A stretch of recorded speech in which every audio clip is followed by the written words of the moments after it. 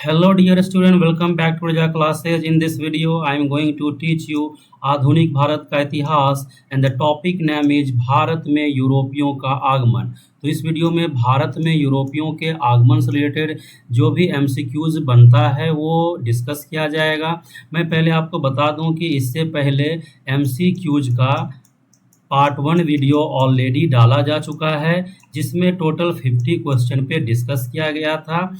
तो इसका लिंक मैं डिस्क्रिप्शन में डाल दूंगा। इस वीडियो में टोटल जो डिस्कस किया जाएगा, बाकी जो बचा हुआ 50 क्वेश्चन है उस पर डिस्कस किया जाएगा। तो टोटल इस चैप्टर से 100 एमसीक्यूज हो जाएगा। तो आई थिंक कि आपके एग्जाम में इस चैप्टर से एक दो क्वेश्चन जरूर टच करेगा। मैं आपको बता दूं कि ये जितना भी क्वेश्चन पे डिस्कस किया गया है पिछले वीडियो में वो सभी प्रीवियस ईयर का क्वेश्चन था, और जो बाकी 50 क्वेश्चन जो भी डिस्कस किया जाएगा इस वीडियो में तो ये भी प्रीवियस ईयर क्वेश्चन है। तो मैं आपको बता दूं कि भारत में यूरोपियों के आगमन से रिलेटेड डिटेल वीडियो ऑलरेडी डाला जा चुका है, जो कि टोटल पार्ट 4 में टोटल यानी 4 वीडियो बनाया गया है। टोटल 4 वीडियो में ये चैप्टर कंप्लीट किया गया है। तो आप वो वीडियो ज़रूर देखें, तभी आपको ये जितने भी एमसीक्यूज है ये समझ में आएगा। तो ये जितना भी क्वेश्चन है ये सभी जो है इंडिया के अलग अलग एग्ज़ामों में पूछा गया है, जो कि बहुत ही ज़्यादा मोस्ट इम्पोर्टेंट है। बिकॉज कि किसी भी एग्ज़ाम के प्रिपरेशन के लिए एमसीक्यूज क्वेश्चन या फिर पीवाईक्यू यानी प्रीवियस ईयर क्वेश्चन बहुत ही ज़्यादा इम्पोर्टेंट होता है। बिकॉज कि प्रीवियस ईयर क्वेश्चन से ही हमें पता चलता है कि एग्ज़ाम में किस तरह क्वेश्चन बनता है। क्लियर है? तो ये पार्ट 2 वीडियो है। इससे पहले पार्ट 1 वीडियो ऑलरेडी डाला जा चुका है, जैसा कि मैं बताया हूँ कि इसका लिंक मैं डिस्क्रिप्शन में डाल दूंगा। क्लियर है? तो शुरू करते हैं। सबसे पहला क्वेश्चन है, 18वीं शताब्दी के अंत तक भारत के किस भाग में यूरोपीय ईसाई मिशनरीज अधिक सक्रिय थे? यानी सवाल यहाँ पूछा जा रहा है कि 18वीं शताब्दी के अंत तक भारत के किस भाग में यानी भारत के किस क्षेत्र में यूरोपीय ईसाई मिशनरीज अधिक सक्रिय थे। इट मीन्स बहुत ही ज़्यादा एक्टिव था। तो वो क्षेत्र था बंगाल और असम। तो इस क्वेश्चन का आंसर होगा ऑप्शन नंबर बी। क्लियर है? नेक्स्ट क्वेश्चन है 52। निम्नलिखित में से जिस एक शासक ने ईस्ट इंडिया कंपनी को दीवानी प्रदान की थी वह था। तो यहाँ पर सवाल ये पूछा जा रहा है वह कौन सा शासक था जिसने ईस्ट इंडिया कंपनी को दीवानी प्रदान की थी। तो इस क्वेश्चन का आंसर होगा ऑप्शन नंबर सी यानी शाह आलम द्वितीय। तो शाह आलम द्वितीय एक मुगल शासक था जिसने ईस्ट इंडिया कंपनी को दीवानी प्राप्त यानी दीवानी प्रदान की थी। क्लियर है? नेक्स्ट क्वेश्चन है, सम्राट शाह आलम द्वितीय ने ईस्ट इंडिया कंपनी को बंगाल, बिहार तथा ओडिशा की दीवानी प्रदान की। अब ये पिछले क्वेश्चन से रिलेट करके सवाल पूछा गया है कि शाह आलम द्वितीय ने ईस्ट इंडिया कंपनी को बंगाल, बिहार और उड़ीसा के क्षेत्र में दीवानी कब प्राप्त की थी। इस क्वेश्चन का आंसर होगा ऑप्शन नंबर बी यानी 12 अगस्त 1785। आपको पता होगा कि 12 अगस्त 1785 को इलाहाबाद की संधि हुआ था, जो कि अंग्रेज और शाह आलम द्वितीय के बीच में हुआ था, इलाहाबाद की संधि। क्लियर है? तो इलाहाबाद की जो संधि हुआ था इसी के तहत यानी इसी संधि के तहत ये तय किया गया कि ईस्ट इंडिया कंपनी को बंगाल, बिहार और उड़ीसा की दीवानी प्रदान की गई थी। यानी इस क्षेत्र में टैक्स फ्री व्यापार करने का अधिकार मिल गया था ईस्ट इंडिया कंपनी को। तो इलाहाबाद की संधि जो हुआ था वो बक्सर के युद्ध के बाद हुआ था। तो जब वो चैप्टर शुरू होगा तो उसमें डिटेल में चर्चा किया जाएगा। बट यहाँ पर याद रखना है कि 12 अगस्त 1785 को शाह आलम द्वितीय के द्वारा ईस्ट इंडिया कंपनी को बंगाल, बिहार और उड़ीसा की दीवानी प्रदान की गई थी। क्लियर है? नेक्स्ट क्वेश्चन है, किस गवर्नर जनरल के कार्यकाल में ईस्ट इंडिया कंपनी को शहंशाह शाह आलम यानी शहंशाह शाह आलम द्वारा बंगाल, बिहार तथा उड़ीसा में दीवानी अधिकार दिए गए। तो ये भी क्वेश्चन प्रीवियस क्वेश्चन से ही रिलेटेड है। यहाँ सवाल मेनली पूछा जा रहा है कि ईस्ट इंडिया कंपनी को जब शाह आलम द्वितीय के द्वारा दीवानी अधिकार दिया गया था, तो उस समय जो है कंपनी का गवर्नर जनरल कौन था, या फिर किस गवर्नर जनरल का कार्यकाल था। तो इस क्वेश्चन का आंसर होगा ऑप्शन नंबर बी यानी लॉर्ड क्लाइव। तो याद रखना है कि लॉर्ड क्लाइव के कार्यकाल में ईस्ट इंडिया कंपनी को बंगाल, बिहार तथा उड़ीसा के क्षेत्र में दीवानी अधिकार प्राप्त हो गया था। क्लियर है। नेक्स्ट क्वेश्चन है, निम्नलिखित व्यापारिक शक्तियों में से किसे 1717 ईस्वी में चुंगी अदा करने में छूट दे दी गई। अब सवाल यहाँ पर ये है कि कौन सी व्यापारिक शक्ति था या कौन सा व्यापारिक कंपनी था जिसे 1717 में चुंगी अदा करने की छूट दे दी गई थी या चुंगी अदा करने की छूट प्राप्त हुई थी। तो वो कंपनी था ऑप्शन नंबर ए यानी अंग्रेज। तो याद रखना है कि अंग्रेज को 1717 में चुंगी अदा करने की छूट मिली थी, और ये किसके द्वारा दिया गया था। तो फर्रुख सियर उस समय मुगल शासक था। याद रखना है कि फर्रुख सियर के द्वारा 1717 में ब्रिटिश ईस्ट इंडिया कंपनी को चुंगी अदा करने से छूट दी गई थी। क्लियर है। नेक्स्ट क्वेश्चन है, निम्नलिखित में से सीमा शुल्क मुक्ति की स्वीकृति प्राप्त हुई। सवाल यह है कि निम्नलिखित में से किसे सीमा शुल्क मुक्ति की स्वीकृति प्राप्त हुई। इस क्वेश्चन का आंसर होगा ऑप्शन नंबर ए यानी ब्रिटिश। क्लियर है। नेक्स्ट क्वेश्चन है, ईस्ट इंडिया कंपनी को सबसे पहले किसने सामान्य सीमा शुल्क के बदले 3000 सालाना अदा करने की छूट दी। अब सवाल जो है पिछले क्वेश्चन से रिलेटेड है, बट यहाँ पूछा जा रहा है कि east India company, it means British east India company को सबसे पहले किसने सामान्य सीमा शुल्क के बदले 3000 सालाना अदा करने की छूट दी थी। तो इसका आंसर होगा ऑप्शन नंबर ए यानी राजकुमार सूजा। क्लियर है। आई होप कि आपको ये सारा क्वेश्चन समझ में आ रहा होगा। अगर किसी भी क्वेश्चन में किसी तरह का कन्फ्यूज़न होता है तो आप ये चैप्टर यानी भारत में यूरोपियों के आगमन से रिलेटेड डिटेल वीडियो ज़रूर देखें, जिसका लिंक आपको डिस्क्रिप्शन में मिल जाएगा। तो सबसे पहले इस चैप्टर का डिटेल वीडियो देखें, उसके बाद आपको सारा क्वेश्चन क्लियर हो जाएगा। फिर भी अगर किसी तरह का कन्फ्यूज़न होता है तो आप कमेंट बॉक्स में ज़रूर लिखें। क्लियर है। नेक्स्ट क्वेश्चन है, निम्नलिखित में से कौन से स्थान पर ईस्ट इंडिया कंपनी के शासन काल में प्रमुख औद्योगिक केंद्र नहीं थे। अब सवाल यहाँ पूछा जा रहा है कि प्रमुख औद्योगिक केंद्र नहीं था कौन से स्थान पर। तो मैं नहीं को यहाँ फोकस कर रहा हूँ, हाईलाइट कर रहा हूँ, बिकॉज कि बच्चे यही ध्यान देने में गलती करते हैं। तो यहाँ पर ये क्वेश्चन जो होता है किसी भी एग्ज़ाम में बहुत ही ज़्यादा कंफ्यूजिंग होता है, या फिर आप कह सकते हैं कि अक्सर बच्चे गलती करके आते हैं, बिकॉज कि यहाँ पर बच्चे जो है ये नहीं जो दिया रहता है इस पे ध्यान नहीं दे पाते हैं, जिस वजह से गलत आंसर करके आते हैं।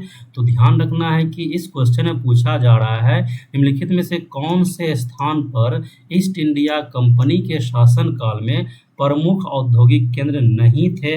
इस क्वेश्चन का आंसर होगा ऑप्शन नंबर बी यानी इलाहाबाद और ग्वालियर। तो इलाहाबाद और ग्वालियर में प्रमुख औद्योगिक केंद्र नहीं था ईस्ट इंडिया कंपनी के शासन काल के दौरान। क्लियर है। नेक्स्ट क्वेश्चन है, ब्रिटिश ईस्ट इंडिया कंपनी ने मुंबई किससे लिया था। तो प्रीवियस क्वेश्चन में या प्रीवियस वीडियो में इस पे डिस्कस किया गया था कि मुंबई जो है ब्रिटिश ईस्ट इंडिया कंपनी को पुर्तगालियों के द्वारा प्राप्त हुआ था। बिकॉज इसमें क्या हुआ था कि पुर्तगाली राजकुमारी कैथरीन का विवाह इंग्लैंड के राजकुमार जेम्स द्वितीय से हुआ था, जिसमें क्या हुआ था कि पुर्तगाली जो है दहेज के रूप में मुंबई दिया था किसे, जेम्स द्वितीय को। और जेम्स द्वितीय ने एक मामूली सालाना रकम के तौर पर ब्रिटिश ईस्ट इंडिया कंपनी को दिया था, और वो रकम जो था मात्र 10 पाउंड था। उस टाइम के अकॉर्डिंग ये बहुत ही छोटा अमाउंट था। तो मात्र 10 पाउंड के सालाना किराए पर यानी जेम्स द्वितीय ने दहेज में दिया हुआ मुंबई को ब्रिटिश ईस्ट इंडिया कंपनी को दे दिया था। तो इसलिए इस क्वेश्चन का आंसर होगा पुर्तगाली। क्लियर है। नेक्स्ट क्वेश्चन है, निम्नलिखित में से किस अंग्रेज अधिकारी ने पुर्तगालियों को सौली के स्थान पर हराया था। सवाल यहाँ पूछा जा रहा है वह कौन सा अंग्रेज अधिकारी था जिसने पुर्तगालियों को सौली के स्थान पर हराया था। इस क्वेश्चन का आंसर होगा ऑप्शन नंबर ए यानी थॉमस बेस्ट। क्लियर है। नेक्स्ट क्वेश्चन है, बेदरा के युद्ध में अंग्रेजों ने किसकी शक्ति को कुचल डाला। सवाल मेनली ये पूछा जा रहा है बेदरा के युद्ध में अंग्रेजों ने कौन सी व्यापारिक कंपनी या कौन सी यूरोपियन कंपनी को कुचल डाला। तो इस क्वेश्चन का आंसर होगा ऑप्शन नंबर ए यानी डच। क्लियर है। नेक्स्ट क्वेश्चन है, प्रारंभ में ब्रिटिश ईस्ट इंडिया कंपनी का लक्ष्य था। यानी सवाल मेनली यहाँ पूछा जा रहा है कि शुरुआत में ब्रिटिश ईस्ट इंडिया कंपनी का क्या मेन टारगेट था, मेन मोटिव क्या था। तो मेन मोटिव जो था वो था व्यापार एवं भूभाग नहीं। मतलब व्यापार भूभाग नहीं मीन्स ये हुआ कि सिर्फ व्यापार करना मोटिव था, भूभाग यानी कब्जा करना, किसी भी क्षेत्र को अपने अंदर लेना ये मोटिव नहीं था बट प्रारंभ में। लेकिन बाद के दिनों में क्या हुआ कि अलग अलग क्षेत्रों पर भी ब्रिटिश कंपनी जो है वो शासन करना शुरू कर दिया, यानी राजनीतिक में भी इंटरफेरेंस करने लगा था। लेकिन शुरुआत में यानी प्रारंभ में क्या था कि सिर्फ उसका मकसद था, सिर्फ उसका लक्ष्य था व्यापार करना, लेकिन भूभाग नहीं। क्लियर है। नेक्स्ट है, पुर्तगालियों के विरुद्ध अंग्रेजों की सफलता में निम्नलिखित में से कौन सा कारण नहीं था। यानी पुर्तगालियों के विरुद्ध अंग्रेज को जो सफलता प्राप्त हुआ था तो उसमें से कौन सा कारण निम्नलिखित में से नहीं था। इस क्वेश्चन का आंसर होगा ऑप्शन नंबर डी यानी मुगलों एवं अंग्रेज के पारंपरिक संबंध। ये एक कारण नहीं था, बाकी ये सभी कारण था। यानी पुर्तगालियों के घटते संसाधन, उसके बाद भारत में पुर्तगालियों की बढ़ती अलोकप्रियता और अंग्रेजों की नाविक शक्ति। तो इस पर पूरे डिटेल में चर्चा किया गया है। भारत में यूरोपियों के आगमन का डिटेल वीडियो में मैं फिर से आपको कहना चाहूँगा कि आप ये वीडियो ज़रूर देखें, तभी आपका भारत में यूरोपियों से रिलेटेड जो भी कॉन्सेप्ट है वो क्लियर हो जाएगा। क्लियर है। नेक्स्ट है, भारत में ईस्ट इंडिया कंपनी की सफलता का राज था। सवाल मेनली पूछा जा रहा है कि भारत में ईस्ट इंडिया कंपनी की सफलता का क्या राज था। इस क्वेश्चन का आंसर होगा ऊपर युक्त तीनों। इट मीन्स हुआ कंपनी की सेना को पश्चिमी प्रशिक्षण मिला था तथा उनके पास आधुनिक हथियार था, ये भी एक सफलता का कारण था। दूसरा है कि भारत में राष्ट्रीय भावना की कमी था, ये भी एक सफलता का कारण था। तीसरा था भारतीय सैनिकों में राष्ट्रीय भावना का अभाव था, जिसके फलस्वरूप कोई भी जो उन्हें अच्छा वेतन दे अपनी सेवा में लगा सकता था। तो ये एक यहाँ पर इस क्वेश्चन के अकॉर्डिंग ये एक तीनों कारण था ईस्ट इंडिया कंपनी के सफलता का। बट इतना ही कारण नहीं है ईस्ट इंडिया कंपनी के सफलता का, और भी कारण है, बट यहाँ पर इस क्वेश्चन के पॉइंट ऑफ व्यू से ये तीनों कारण है जो कि ईस्ट इंडिया कंपनी भारत में सफल हुआ था। इसलिए इस क्वेश्चन का आंसर होगा ऊपर युक्त तीनों। क्लियर है। नेक्स्ट क्वेश्चन है कि भारत में ब्रिटिश शासन के आरंभ में दुर्गीकृत फैक्ट्री का प्रयोजन किसकी रक्षा करना था। यानी ब्रिटिश शासन काल में आरंभ में जो दुर्गीकृत किया जाता था फैक्ट्री को, यानी फैक्ट्री का पूरा बाउंड्री वॉल किया जाता था, बड़ी-बड़ी ऊँची-ऊँची दीवारों से चारों तरफ मतलब फैक्ट्री को कवर किया जाता था। तो इसका मेन क्या कारण था या फिर इसके पीछे क्या वजह था? इस क्वेश्चन का आंसर होगा ऑप्शन नंबर सी, यानी यूरोप को भेजने हेतु संग्रहित माल गोदाम की।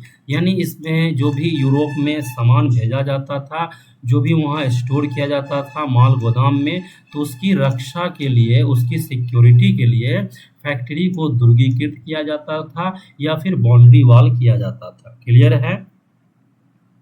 नेक्स्ट क्वेश्चन है, निम्नलिखित में से किसे भारत में फ्रांसीसी कंपनी का संस्थापक माना जाता है?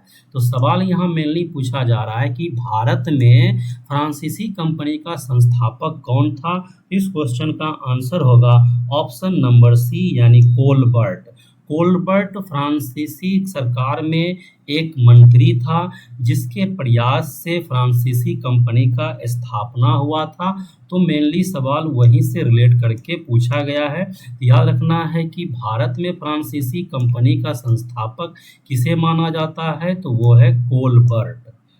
क्लियर है? नेक्स्ट है, फ्रेंच ईस्ट इंडिया कंपनी की स्थापना इस साल हुई।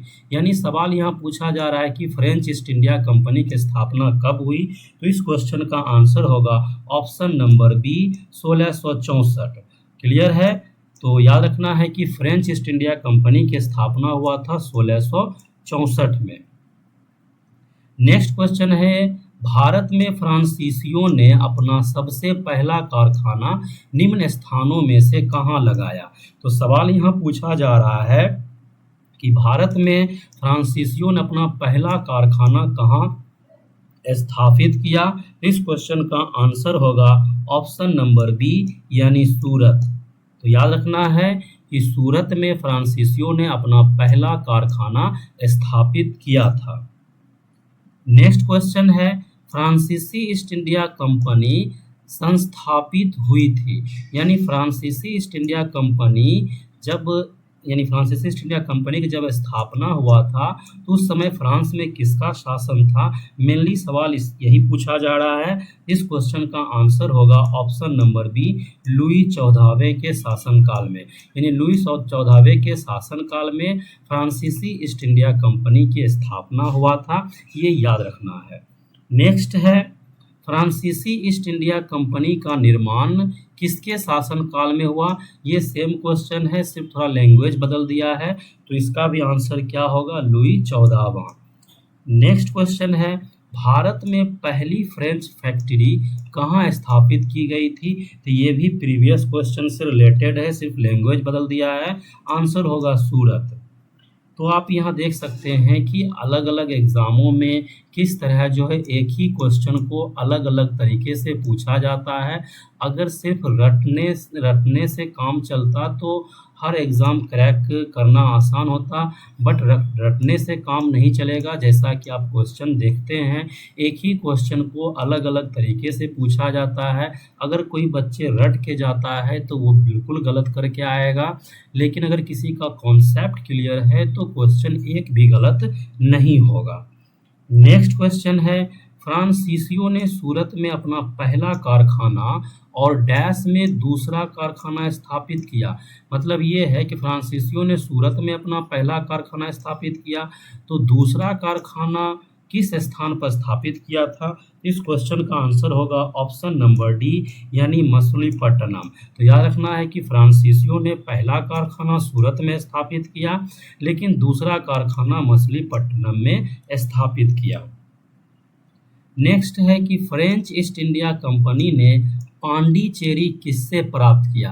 तो सवाल यहाँ पूछा जा रहा है कि फ्रेंच ईस्ट इंडिया कंपनी ने पांडिचेरी किस राजा से या किस सुल्तान से या किस के शासनकाल में प्राप्त किया था?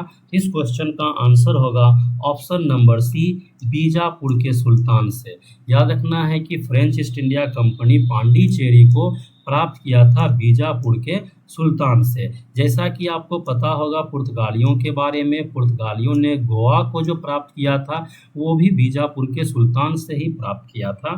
तो यहाँ पर भी क्वेश्चन का आंसर सेम है बट क्वेश्चन अलग है। क्लियर है? आई थिंक आपको यहाँ पे समझ में आ गया होगा। नेक्स्ट है कि स्वतंत्रता पूर्व यानी आज़ादी से पहले निम्नलिखित में से कौन सी एक फ्रांसीसी कॉलोनी नहीं थी। सवाल ये पूछा जा रहा है कि भारत की आज़ादी से पहले निम्न में से कौन सी एक फ्रांसीसी कॉलोनी नहीं थी। इट मीन्स निम्न में से कौन सा स्थान है जहां फ्रांसीसी ने कब्जा नहीं किया था। इस क्वेश्चन का आंसर होगा ऑप्शन नंबर बी यानी पटना। तो पटना में याद रखना है कि फ्रांसीसियों का ये कॉलोनी नहीं था या फिर फ्रांसीसी ने यहाँ कब्जा नहीं किया था। नेक्स्ट क्वेश्चन है निम्नलिखित यूरोपियनों में से कौन सा एक स्वतंत्रता पूर्व भारत में व्यापारी के रूप में सबसे अंत में आए। तो सवाल यहाँ पूछा जा रहा है कौन सा यूरोपियन कंपनी है जो भारत की आज़ादी से पहले व्यापार करने के लिए सबसे अंत में आया था। तो मेनली सवाल ये पूछा जा रहा है कि कौन सा यूरोपीय कंपनी का आगमन सबसे अंत में हुआ था। तो इस क्वेश्चन का आंसर होगा ऑप्शन नंबर सी यानी फ्रांसीसी। तो फ्रांसीसी भारत में यूरोपियों के आगमन के क्रम में सबसे अंत में आया था। क्लियर है? नेक्स्ट क्वेश्चन है फ्रांसीसी दक्कन में शक्ति स्थापित करने में असफल रहे। सवाल ये पूछा जा रहा है कि फ्रांसीसी जो है दक्कन में शक्ति स्थापित करने में असफल क्यों हो गया था, इसके पीछे क्या कारण था। इस क्वेश्चन का आंसर होगा ऑप्शन नंबर ए यानी अंग्रेजों की फौज शक्तिशाली थी। यानी अंग्रेजों की फौज शक्तिशाली थी इसलिए फ्रांसीसी ने दक्कन में अपना शक्ति स्थापित करने में असफल रहा। क्लियर है? नेक्स्ट है कि कर्नाटक युद्ध किनके बीच हुए। तो कर्नाटक युद्ध जो हुआ था वो अंग्रेजों एवं फ्रांसीसियों के बीच हुआ था इसलिए इस क्वेश्चन का आंसर होगा ऑप्शन नंबर डी। टोटल जो हुआ था वो 3 कर्नाटक युद्ध हुआ था। तो इसके बारे में डिटेल में चर्चा किया गया है इस चैप्टर के डिटेल वीडियो में। क्लियर है? नेक्स्ट है प्रथम कर्नाटक युद्ध के बाद किसको डुप्ले द्वारा हैदराबाद में तैनात किया गया था। इस क्वेश्चन का आंसर होगा ऑप्शन नंबर डी यानी बूसी। तो बूसी को प्रथम कर्नाटक युद्ध के बाद डुप्ले के द्वारा हैदराबाद में तैनात किया गया था, ये याद रखना है। नेक्स्ट है नीचे दिए गए यूरोपियन युद्धों में से किसने भारतवर्ष में प्रथम कर्नाटक युद्ध भड़का दिया। यानी सवाल में ये पूछा जा रहा है कि भारत में जो प्रथम कर्नाटक युद्ध हुआ था तो वो कौन सा यूरोप में युद्ध हुआ था जिसके वजह से भारत में ये युद्ध शुरू हुआ था। मीन्स कर्नाटक युद्ध यानी प्रथम कर्नाटक युद्ध। तो इस क्वेश्चन का आंसर होगा ऑप्शन नंबर ए यानी ऑस्ट्रिया का उत्तराधिकार का युद्ध। मैं इसे फिर से रिपीट कर दे रहा हूँ। इस क्वेश्चन में ये पूछा जा रहा है वो कौन सा युद्ध यूरोप में हुआ था या हो रहा था जिसके वजह से भारत में प्रथम कर्नाटक युद्ध शुरू हो गया था। तो वो युद्ध था ऑस्ट्रिया का उत्तराधिकार का युद्ध। क्लियर है? नेक्स्ट है कर्नाटक के नवाब पद के लिए फ्रांसीसियों ने किसकी सहायता की। तो यहाँ सवाल मेनली पूछा जा रहा है कि फ्रांसीसियों ने कर्नाटक के नवाब पद के लिए किसकी सहायता की थी, किसकी मदद की थी, या फिर यहाँ पर आप समझ सकते हैं कि फ्रांसीसी किसे कर्नाटक का नवाब बनाना चाहता था। तो इस क्वेश्चन का आंसर होगा ऑप्शन नंबर ए चांद साहब। एक्चुअली हुआ था क्या कि अंग्रेज किसी को बनाना चाहता था नवाब और फ्रांसीसी किसी और को बनाना चाहता था। इसी मुद्दे को लेकर दोनों के बीच में कर्नाटक युद्ध हुआ था जिसके बारे में डिटेल में चर्चा किया गया है इस चैप्टर के डिटेल वीडियो में। क्लियर है? नेक्स्ट है प्रथम कर्नाटक युद्ध के संदर्भ में निम्नलिखित कथनों पर विचार कीजिए। यानी सवाल यहाँ पूछा जा रहा है कि प्रथम कर्नाटक युद्ध से रिलेटेड जो भी नीचे पॉइंट दिया हुआ है उस पर विचार करें। तो पहला पॉइंट है यह 1746 में प्रारंभ और 1748 में समाप्त हुआ। दूसरा है कर्नाटक के नवाब अनवर उद्दीन ने इस युद्ध में अंग्रेजों की ओर से दखलंदाजी की। तीसरा है चांदा साहेब या चांद साहेब को बंदी बनाकर उन्हें फांसी दी गई। चौथा है युद्ध के उपरांत फ्रांसीसियों द्वारा मद्रास अंग्रेजों को वापस कर दिया गया। तो सवाल पूछा जा रहा है कि उपर्युक्त कथनों में से कौन से सही है। इस क्वेश्चन का आंसर होगा ऑप्शन नंबर सी, यानी 1, 2 और 4 सही है। इट मीन्स 1, 2 और 4 ये तीनों ऑप्शन सही है। मीन्स कि यह 1746 में प्रारंभ हुआ और 1748 समाप्त हुआ, ये सही है। दूसरा कि कर्नाटक के नवाब अनवर उद्दीन ने इस युद्ध में अंग्रेजों की ओर से दखलंदाजी की, ये सही है। और चौथा जो ऑप्शन है युद्ध के उपरांत फ्रांसीसियों द्वारा मद्रास अंग्रेजों को वापस कर दिया गया, ये ऑप्शन सही है। लेकिन ये तीसरा ऑप्शन गलत है, इसलिए इस क्वेश्चन का आंसर होगा 1, 2 और 4। क्लियर है। तो आप यहाँ देख सकते हैं कि किस तरह डिटेल में सवाल पूछा गया है। अगर आप सिर्फ ये रट लेंगे कि प्रथम कर्नाटक युद्ध कब हुआ और किसके किसके बीच हुआ तो एग्जाम में क्वेश्चन बनाना मुश्किल होगा। आप यहाँ देख सकते हैं कि किस तरह डिटेल में क्वेश्चन पूछा जाता है। तो किसी भी चैप्टर को, किसी भी टॉपिक को डिटेल में पढ़ना बहुत ही इम्पोर्टेंट होता है। इसीलिए मैं पहले ही बताया हूँ, प्रीवियस ईयर क्वेश्चन का एनालाइज करने से ही हमें पता चलता है कि एग्ज़ाम में किस तरह क्वेश्चन बनता है। इसलिए प्रीवियस ईयर क्वेश्चन किसी भी एग्ज़ाम के प्रिपरेशन के पॉइंट ऑफ व्यू से बहुत ही ज़्यादा इम्पोर्टेंट होता है। क्लियर है। नेक्स्ट क्वेश्चन है, ला बुरदाने इस स्थान का गवर्नर था। तो सवाल यहाँ पूछा जा रहा है कि ला बुरदाने कहाँ का गवर्नर था। तो इस क्वेश्चन का आंसर होगा ऑप्शन नंबर डी, इनमें से कोई नहीं। क्लियर है। नेक्स्ट क्वेश्चन है, वांडीवास का युद्ध किन दोनों के बीच हुआ, यानी किन दोनों के बीच लड़ा गया। तो सवाल पूछा जा रहा है कि वांडीवास का युद्ध किनके बीच लड़ा गया। तो इस क्वेश्चन का आंसर होगा ऑप्शन नंबर बी, यानी अंग्रेजों और फ्रांसीसियों के बीच।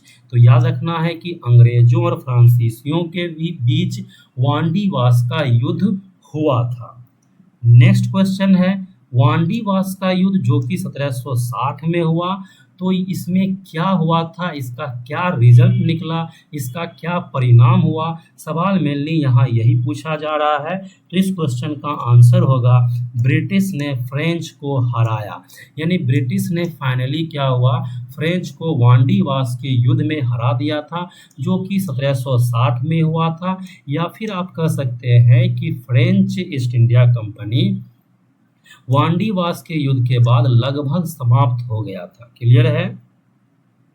नेक्स्ट क्वेश्चन है कि वांडीवास के युद्ध में इंग्लिश सेना ने डैश को हराया था। तो ये भी पिछले क्वेश्चन से रिलेट करके पूछा गया है। तो इस क्वेश्चन का आंसर होगा फ्रांसीसी। तो यहाँ आप देख सकते हैं कि अलग अलग एग्जामों में एक ही क्वेश्चन को अलग अलग लैंग्वेज, अलग अलग तरीके से पूछा जाता है। तो इसीलिए क्या होता है कि प्रीवियस ईयर क्वेश्चन से पता चलता है कि किस तरह एग्जाम में क्वेश्चन पूछा जा रहा है। क्लियर है। नेक्स्ट है, निम्नलिखित में से किस युद्ध में अंग्रेजों ने फ्रांसीसियों को पूरी तरह परास्त कर दिया।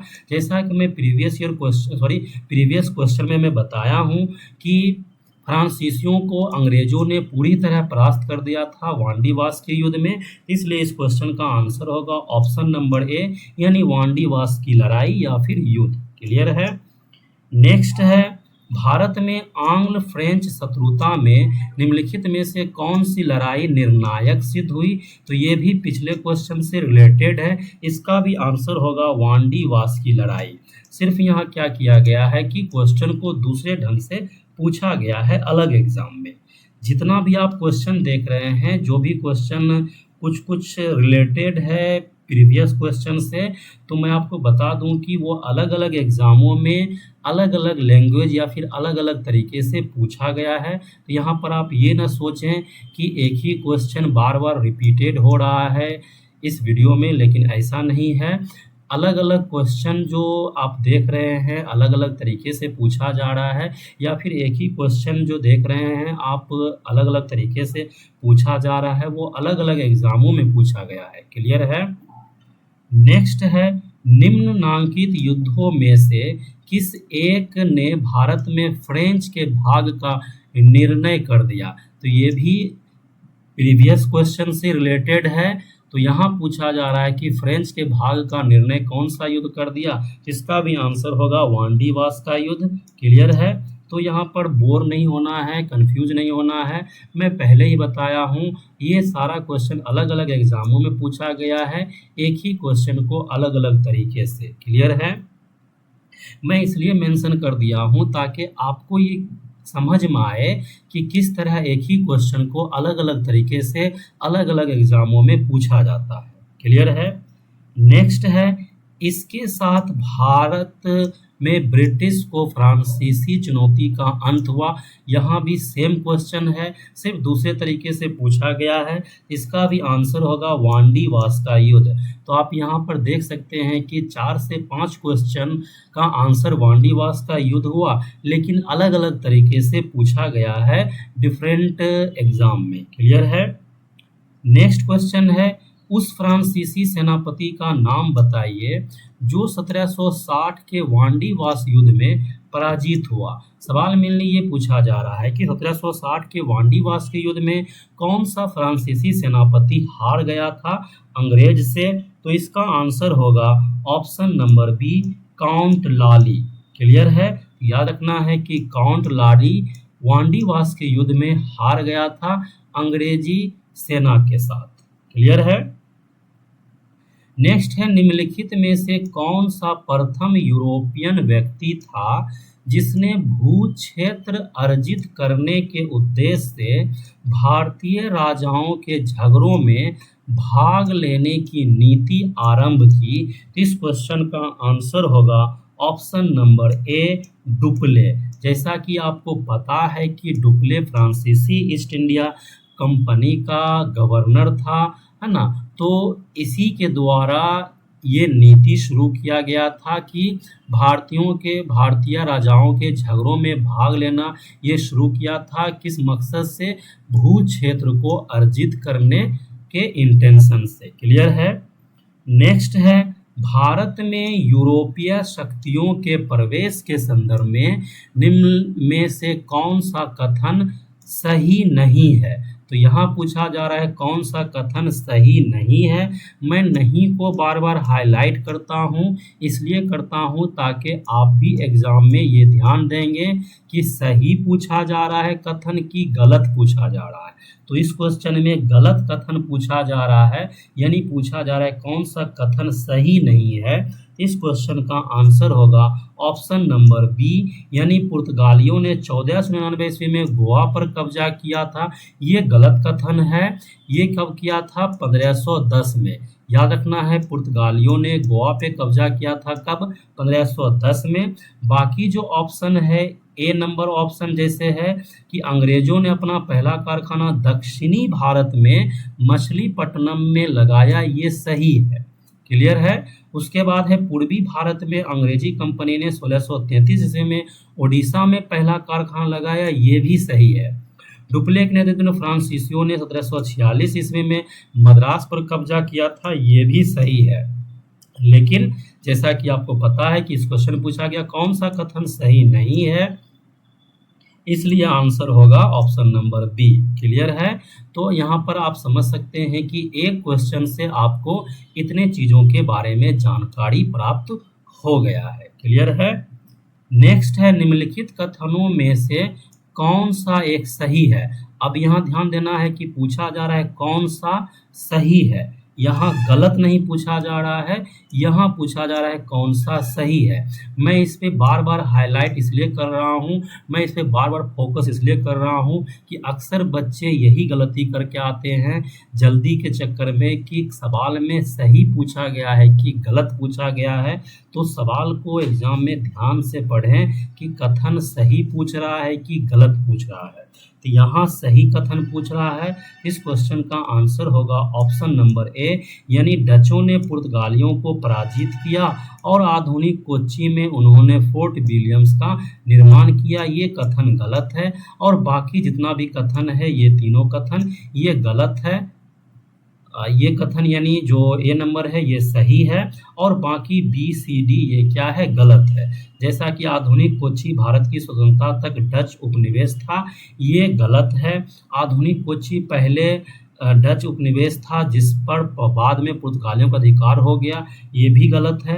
आधुनिक कोच्चि कभी भी ब्रिटिश उपनिवेश का भाग नहीं था, ये भी गलत है। लेकिन ऑप्शन नंबर ए क्या है, सही है और इस क्वेश्चन में सही कथन पूछा गया था, इसलिए इस क्वेश्चन का आंसर होगा ऑप्शन नंबर ए। क्लियर है। नेक्स्ट है सूची 1 को सूची 2 के साथ सुमिलित कीजिए तथा सूचियों के अंत में दिए गए कूट से सही उत्तर चुनिए। यानी यहाँ पर मेनली मिलान करना है। जैसा कि आपको पता होगा कि पांडिचेरी पर पुर्तगीज ने फ्रेंच ने शासन किया था पांडिचेरी पर, और गोवा पर पुर्तगीज ने किया। ट्रावनकोर पर किया था, ट्रावनकोर पर जो शासन किया था वो किया था डेनिश, और मद्रास पर किया था डच। तो इसलिए इस क्वेश्चन का आंसर होगा ऑप्शन नंबर बी, यानी ए का 2 में मिलान होगा, बी का 3 में मिलान होगा, सी का 4 में मिलान होगा और डी का 1 में मिलान होगा। क्लियर है। तो इस तरह करके मिलान वाला क्वेश्चन भी पूछा जाता है। तो डिटेल में अगर आप पढ़ेंगे तभी इस तरह का क्वेश्चन सॉल्व होगा। क्लियर है। नेक्स्ट है, यहाँ भी है सूची 1 और सूची 2 को सुमेलित करना है और सही उत्तर को चुनना है। तो इस क्वेश्चन का आंसर होगा ऑप्शन नंबर सी, यानी ए का 2 से मिलान करना है, बी का 3 से मिलान करना है, सी का 4 से मिलान करना है और डी का 1 से मिलान करना है। मीन्स फोर्ट सेंट डेविड जो है वो है कहाँ, कड्डूलोर में। उसके बाद फोर्ट विलियम है बंगाल में, और फोर्ट सेंट जॉर्ज है मद्रास में। मद्रास के भी तमिलनाडु, क्योंकि यहाँ मद्रास लिखा हुआ है लेकिन अभी प्रेजेंट के हिसाब से देखा जाएगा तो तमिलनाडु, बिकॉज कि उस समय मद्रास ही कहलाता था, अभी तमिलनाडु कहलाता था। अभी प्रेजेंट में तमिलनाडु में ये फोर्ट सेंट जॉर्ज है, लेकिन उस समय के अकॉर्डिंग मद्रास ही आंसर होगा। उसके फोर्ट विलियम जो है बंगाल में है, उसके बाद बंगाल में है, अभी प्रेजेंट में कोलकाता में ये है। उसके फोर्ट सेंट डेविड जो है वो कड्डूलोर में है, और नेक्स्ट फोर्ट लुई कहाँ है, पांडिचेरी में। इस तरह इस क्वेश्चन का आंसर हो गया ऑप्शन नंबर सी। क्लियर है।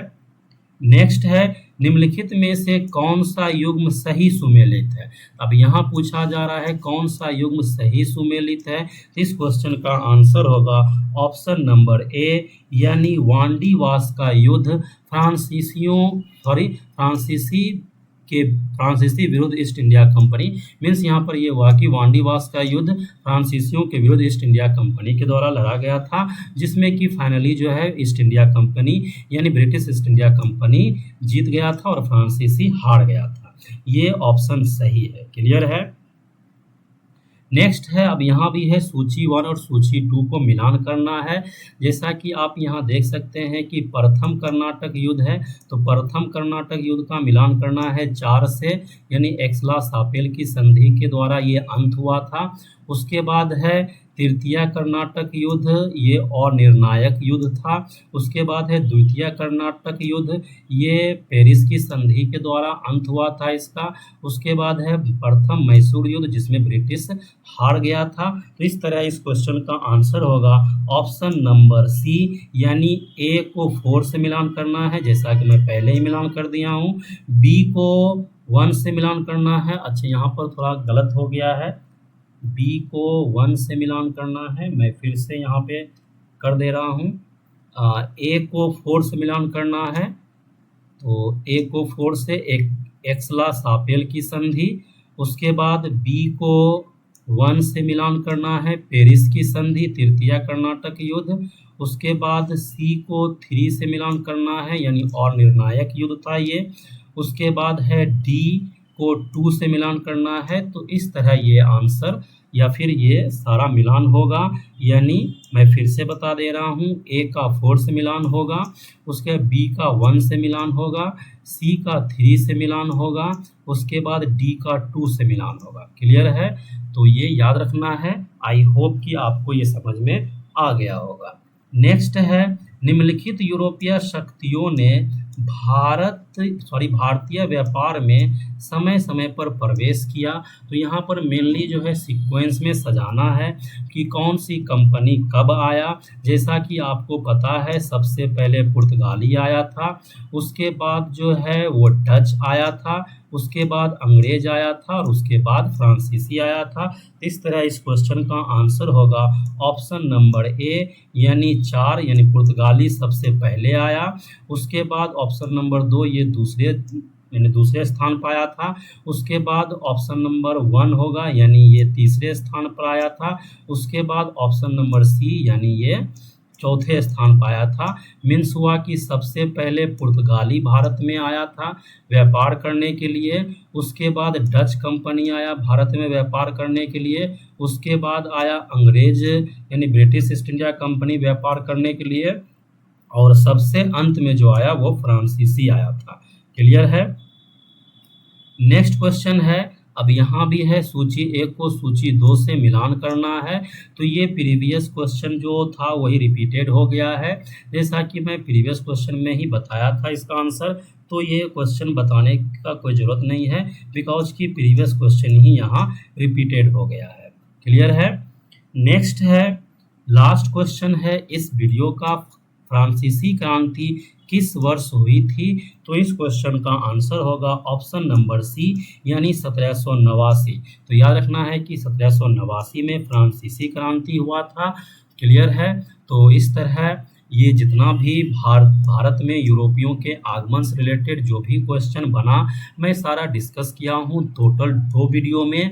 तो पार्ट 1 वीडियो में टोटल 50 क्वेश्चन पे डिस्कस किया गया था, जिसका लिंक मैं डिस्क्रिप्शन में डाल दूंगा, और उसके बाद जो है पार्ट 2 वीडियो जो ये वीडियो है इसमें 50 क्वेश्चन पे डिस्कस किया गया है।